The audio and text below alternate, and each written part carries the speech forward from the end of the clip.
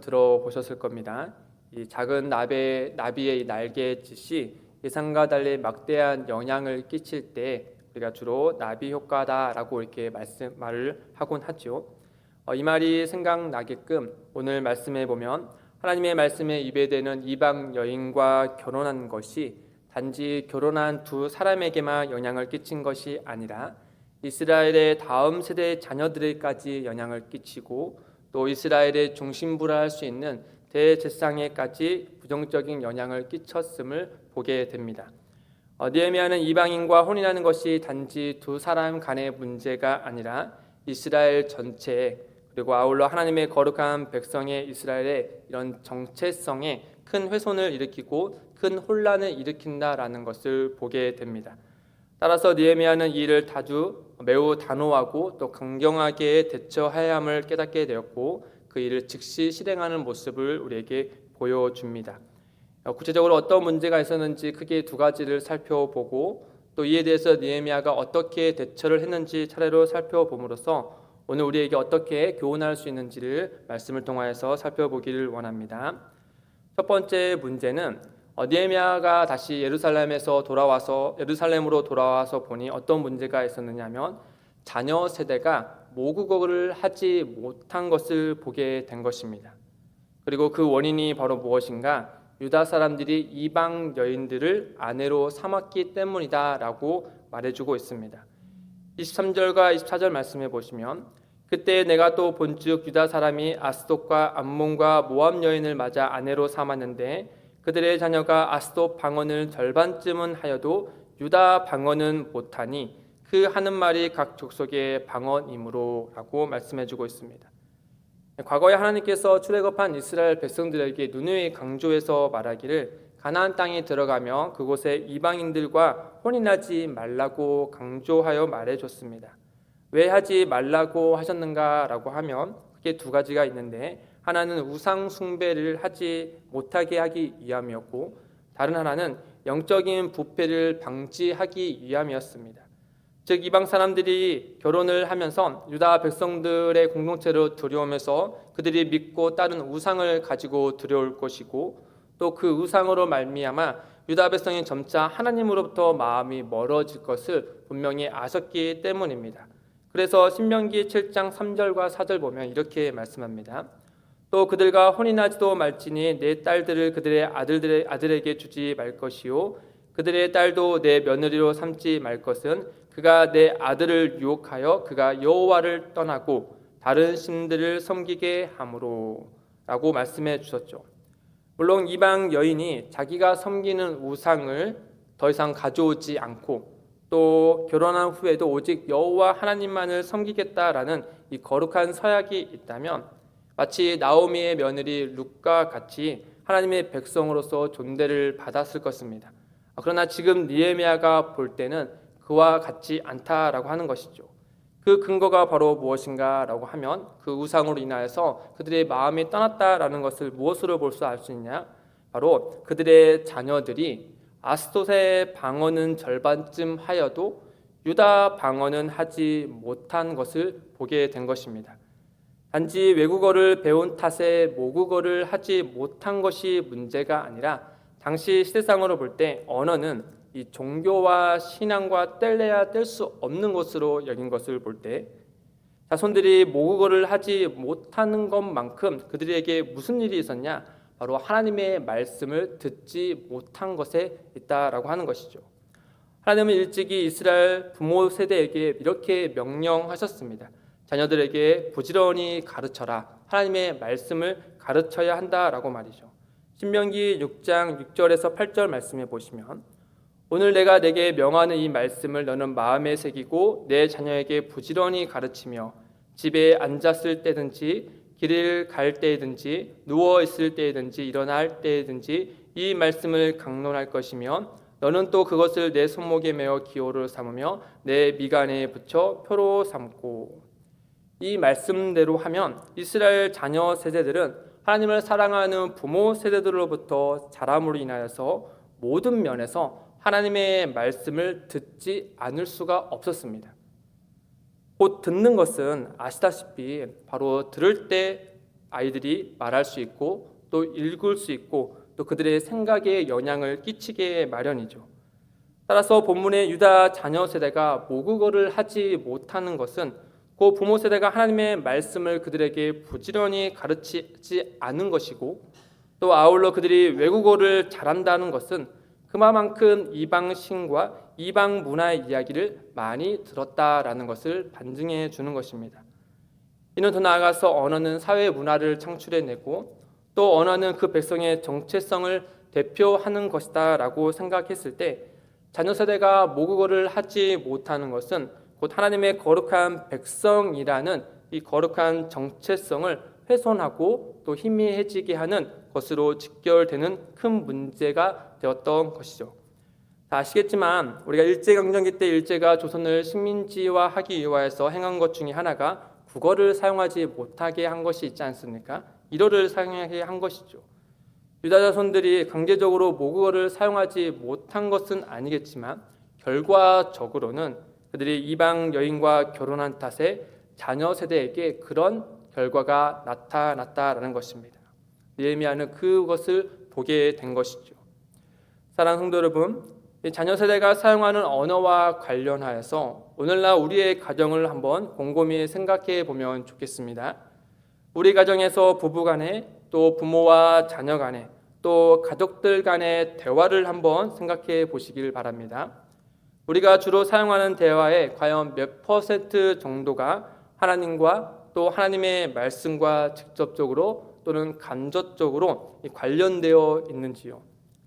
세상의 언어는 우리의 가정에 가득하지만 정작 하나님의 은혜와 감사와 또 찬양과 강구와 그 말씀에 관련된 언어들이, 그런 말들이, 그런 이야기들이 우리의 가정에 얼마나 있게 되는지, 우리 가정에 무수히 들리는 그런 가정의 언어들을 한번 생각해 보길 바랍니다.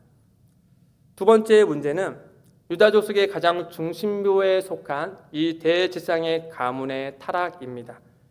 28절에 보시면 대제사장 엘리야십의 손자 요야다의 아들 하나가 호론 사람 산발랏의 사위가 되었으므로 내가 쫓아내어 나를 떠나게 하였느니라. 이 도비아와 마찬가지로 호론 사람 산발랏은 느헤미야서 초반부터 등장하여서 이 느헤미야와 유다 백성들을 조롱하고 모욕하고 성벽 건축을 방해한 사람입니다.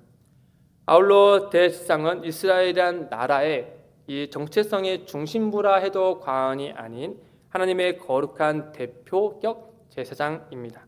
그런데 그런 대제사장의 증손 중에 한 사람이 호론 사람 산발랏의 사위가 되었다라고 한 것이죠. 즉 여기도 이방 여인을 아내로 맞이한 것입니다. 이방 여인을 맞이한 것이 유다 백성들의 일부에만 해당되는 것이 아니라 이스라엘의 중심부에 이르기까지 침투했다라는 것을 단적으로 보여주는 것이죠. 그것도 가장 정결하고 거룩을 지켜야 할 대제사장의 그 가문에서 말이죠. 29절에 보시면 느헤미야는 이것을 보고 이렇게 한탄합니다. 내 하나님이여, 그들이 제사장의 직분을 더럽히고 제사장의 직분과 레위 사람에 대한 언약을 어겼사오니 그들을 기억하옵소서. 느헤미야는 이들의 이런 악행은 곧 하나님이 세운 거룩한 직분을 더럽히는 것이고 하나님과 맺은 언약을 어긴 것으로 판단했습니다. 이러한 이방 여인과의 결혼한 것을 문제를 두고 느헤미야는 어떻게 조치를 했는가라고 하면, 첫째는 사태가 정말 심각한 것을 먼저 인지하고 그에 맞게 매우 강한 조치를 내립니다. 25절에 보시면 내가 그들을 책망하고 저주하며 그들 중 몇 사람을 때리고 그들의 머리털을 뽑고 하나님을 가리켜 맹세하게 합니다. 그리고 28절 하반절에 보면 산발랏의 사위가 된 그를 내쫓습니다. 앞서 에스라의 경우 같은 경우는 이방인과 결혼하는 것을 두고 그는 한탄하고 또 하나님 앞에 통회하면서 회개하고 울었더니 많은 사람들이 다시 회개하고 돌아왔습니다. 그것과 좀 비교해 보면 느헤미야의 이런 조치는 매우 극단적이지 않나 하는 생각까지 듭니다. 그런 모습을 부정할 수 없으나 당시 느헤미야의 상황을 좀 더 부연 설명하며 그가 이렇게 단호하게 또 강하게 대처한 것을 충분한 그럴 수 있다라는 것을 생각하게 됩니다. 왜냐하면 이 일이 있기 전에도 느헤미야가 이 상황을 보기 전에도 에스라서 9장과 10장에 보면 유다의 백성들이 이방인을 맞이하는 것을 두고 하나님 앞에 대대적으로 회개하고 그 일을 크게 돌이키겠다라고 맹세합니다. 또 이어서 시간이 지난 후에 성벽을 완공한 후에도 하나님 앞에 그들은 이렇게 단호하게 거룩히 서약까지 한 상태를 보였습니다.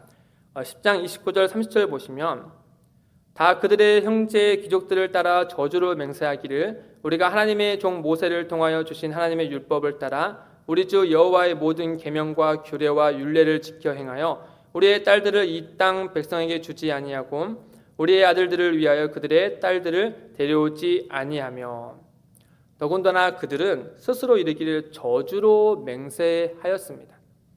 하나님 앞에 서약한 것이 얼마나 엄중한 일이고 또 아울러 저주로 서약한 것을 그들이 그만큼 단호하게 하나님 앞에 간절한 마음으로 이렇게 서약하였지만 그들은 그것을 지키지 못한 것이죠.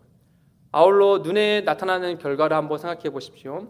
자녀 세대가 모국어를 할 줄 모르는 상태가 이르렀으니 이 상태를 그대로 두고 느슨하게 대처하고 조치했다가 더 큰 문제로 이어질 수 있었다라고 하는 것이죠.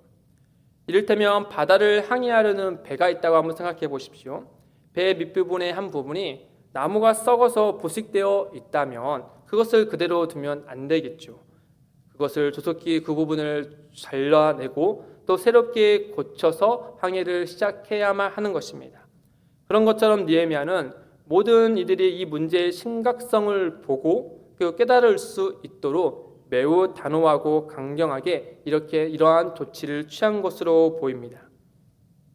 이어서 두 번째로 어떤 조치를 취했느냐? 바로 역사적 교훈을 되새기게 하는 것이었습니다. 느헤미야서 13장 26절에 보시면 또 이르기를 옛적에 이스라엘 왕 솔로몬이 이 일로 범죄하지 아니하였느냐? 그가 많은 나라 중에 백일 왕이 없이 하나님의 사랑을 입은 자라. 하나님이 그를 왕으로 삼아 온 이스라엘을 다스리게 하셨으나 이방 여인이 그를 범죄하게 하였나니. 다 아시듯이 솔로몬은 하나님의 복을 가장 많이 받은 왕입니다. 하나님께 듣는 마음 곧 지혜를 선물로 받은 사람이기도 하죠. 그러나 수많은 이방 여인들이 자기의 왕궁으로 들여온 그 이방 우상으로 말미암아 또 여인들의 입과 또 이방의 우상들로 말해 그의 귀를 가득 채우게 되었고 그 결과 하나님의 말씀을 더 이상 듣지 못하게 되는 이와 같은 비극이 벌어지고 말았습니다. 느헤미야 이러한 누구나 알 수 있는 솔로몬의 이야기를 다시금 그들에게 들려줌으로 인하여서 이와 같은 어리석은 길로 우리가 들어서지 말자라는 이와 같은 조치를 취합니다. 이렇게 느헤미야는 이방 여인과 혼인한 것 때문에 자녀 세대가 하나님의 언어를 하지 못한 것과 가장 거룩함을 유지해야 할 대실상의 가문의 타락을 보고 한탄하죠. 아울러서 그는 이 문제를 두고 기도하되 기도만 하지 않고 그가 할 수 있는 최대한의 조치를 취합니다. 떼어내야 할 것은 떼어내고 또 쫓아내고 또 마음과 생각의 모든 부분에 그는 정결케 하는 일을 즉시 실행합니다. 끝으로 오늘의 말씀을 통하여서 우리는 크게 두 가지를 교훈 삼았으면 좋겠습니다. 첫째는 바로 무엇이냐? 우리의 가정과 삶의 공간에 신앙의 언어로 가득 채우는 일입니다. 이방 여인과 우상을 가정에 드림으로 인해서 자녀 세대가 하나님과 또 하나님의 말씀을 듣지 못함으로 인해 자녀들의 입술에 신앙의 언어를 심어주지 못했습니다. 듣는 것과 말하는 것은 곧 마음의 양식과 직결되는 것 때문에 이는 자녀 세대의 마음의 비율, 믿음과 연결되는 것이겠죠. 이를테면 신앙을 너무 개인적인 것으로만 생각하지 마시고 일상의 언어에 자연스럽게 하나님을 넣으시길 바랍니다. 이를테면 식사 기도할 때 속으로만 하지 마시고 자연스럽게 옆사람이 들을 수 있는 소리를 내보시는 것도 하나의 방법이 될 것입니다. 둘째는 바로 무엇이냐? 영적인 안목을 기르는 것입니다. 한번 생각해 보십시오. 이스라엘의 대제사장의 가문에 이방인을 맞이하는 것과 또 유다 자손들이 모국어를 하지 못하는 것이 어찌 느헤미야에게만 들리고 보였겠습니까? 분명 다른 이들에게도 이 모습이 보이고 들렸을 것입니다. 그러나 그들의 육체의 눈에 보이고 또 귀에 들렸어도 영적으로 이 문제의 사태를 보지 못한 것뿐이겠죠. 지난 봉헌식 때 온 백성이 하나님의 은혜에 충만해졌으나 시간이 지나면서 그들은 그 은혜를 지속하지 못한 것이 그 문제가 되었을 것입니다. 반면 느헤미야는 늘 기도하며 하나님의 은혜 안에 거했기 때문에 다른 이들이 보지 못한 영적인 문제를 보았고 또 그 문제를 해결할 수 있었다라고 하는 것이죠. 그런 점에서 13장의 말씀을 눈으로 한번 보시면 여러 가지 영적인 문제가 나오고 이에 대해서 느헤미야가 단호히 대처한 후에 항상 어떤 모습이 나오냐? 그가 하나님께 기도하는 모습이 나옵니다. 14절에도 그렇고 22절에도 그렇고 오늘 우리가 읽은 31절 말씀에도 그렇습니다. 31절 마지막에 보시면 내 하나님이여 나를 기억하사 복을 주옵소서. 느헤미야는 1장에서도 기도로 시작을 하고 그리고 마지막 13장 끝부분에서도 기도로 끝을 맺습니다. 그리고 그 사이에는 무수한 문제들이 있었죠. 느헤미야도 사람이기 때문에 유다 백성들이 짓는 죄에 물들 수 있었을 겁니다. 그럼에도 불구하고 그는 끊임없이 하나님의 은혜를 구하는 기도하는 사람이었고 또 유다 백성들을 바르게 인도해야 될 그 책임이 있는 사람으로서 그 사명을 잘 감당하기 위해 하나님 앞에 끊임없이 기도하며 은혜를 구했다라고 하는 것이죠.